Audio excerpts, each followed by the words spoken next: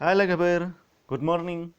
दिनै नोंथांमोननि सिगाङाव जथाय खौरां लाबोना होफैदों। गिबियाव नोंथांमोनखौ फुंबिलिनि गाहाम हामलायनाय जासिबाय आरो बेजों लोगोसे नोंथांमोनखौ बुंदों मोसौ बैसागोनि गाहाम हामलायनाय जासिहरबाय आरो फैगौ गोदान बोसोर अर्थात गाबोननिफ्राय जाय गोदान बोसोर जागायजेनगोन दा बेनिबो बोसोराव दानखौ बरायनायजों लोगोसे नोंथांमोनखौबो सिगांग्रो बराय हरखानाय जाबाय। दा बेजों लोगोसे नोंथांमोननि सिगाङाव गोबांथार खौरां सेथियाव नुनो मोन्दों बर' थुनलाइ आफादनि आफादगिरि धरेन बर' बिथाङा गोब्राब थासारियाव दङ होनदों। खौरां बिजोङाव मोननाय बादिब्ला बिथाङा दा गुवाहाटीनि दिसपुर पलिक्लिनिक देहा फाहामसालियाव दङ गोग्लैसोनानै। दा आसा खालामो बिथाङा थाबैनो हामगोन आरो इसोरनाव बेखौनो आरज गाबदों जाहाथे बिथाङा थाबैनो गाहाम थासारियाव फैयो। बेनिफ्राय नुनो मोन्दों आसामाव जौ दखाना खुलिनो मोनसिगोन होनदों।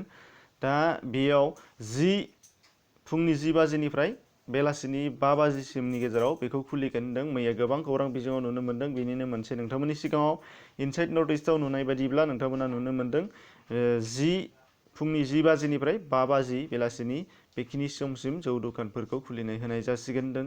बेनिफ्राय नुनो मोन्दों डिमापुरनिफ्राय आसामसिम सासे कर'नानि बेमारि लाबोदों।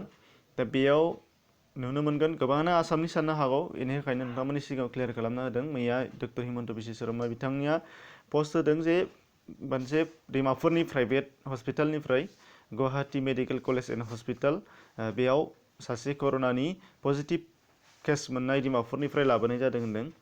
बेयाव दोनफैनाय जादों। दा बेनिफ्राय नुनो मोनगोन आसाम पुलिसनि कनसेप्टआव सांग्रांथि। नोंथांमोननि सिगाङाव आसाम पुलिसा गोबाङावनो सांग्रांथि होबोगासिनो दं, गोबां बार आरो आंबो आपडेट खालामगासिनो नुनो मोन्दों। आरोबाव मैयासो आपडेट होनानै बिथांमोनहा खनसे रिकुवेस्ट खालामबावदों दे नोगोरारिफोरखौ जाहाथे सांग्रांथि जायो। दा बाहाय नुनो मोन्दों मा बिथिङाव लादों, मा केस फाइल जाखो नोंथांमोननि सिगाङाव बाहाय नुदों। इन्सिडेन्ट अफ भायलेसनआ 1442 सा, बेनिफ्राय रेजिस्टार केसआ जाहैबाय 745 दङनो आरो पिपुल एरेस्टआ जाहैबाय 1462।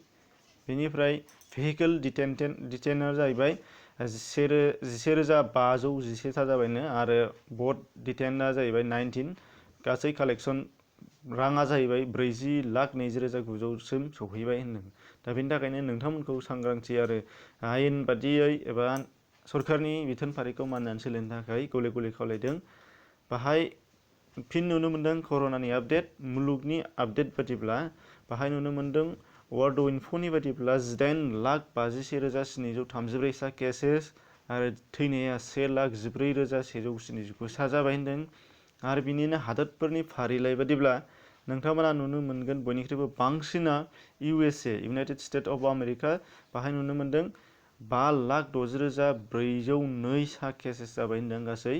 बेनिफ्राय गासै थैनाया जाहैबाय 22,105 आरो मैयासो लेटेस्ट अर्थात निउ डेथ्सआ जाहैबाय गोदानै थैनाया 1,528 सा होनदों। बेनिनो सेकेन्डआव दं स्पेन, इटालि, फ्रान्स।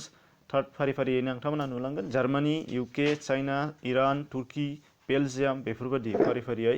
आरो टटेल लिस्ट नायनोबा डिसक्रिपसनाव लिंक दं, नोंथांमोना नायना लानो हानाय जागोन। भारतनि बेलायाव भारतनि आपडेट मैयासिमनि आपडेटआव नोंथांमोना नुनो मोनगोन माइगभ बेनि वेबसाइटआव दं। बेनि बादिब्ला एक्टिभ केसआ 7,409 सा दङ होनदों। बेनिफ्राय थैनाया जाहैबाय 273 सा। दा बेखौ नुनो मोनगोन नोंथांमोनहा मैयानि 12 एप्रिलनि आपडेट बियो माइगभनि। बेनि थाखायनो नोंथांमोनखौ सांग्रांथि होनो आरोबाव फिन खावलायहरबावदों जाहाथे खमायाखै, नाथाय लकडाउननि समा जोबफैबाय। गोदानै बारायनांगौनि खोथा मोनथ'नाय जायाखै नोंथांमोननिसिम, मानो मोनबानो नोंथांमोननो लोगो होगोन। बेनिफ्राय नोंथांमोनखौ फिन खेबसेबाव नायनायनि थाखाय साबायखर बावबाय आरो गोदान बोसोरनि नोंथांमोनखौ खनसे गाहाम हामलायनाय जासिहरग्रोनानै एसेनोसै।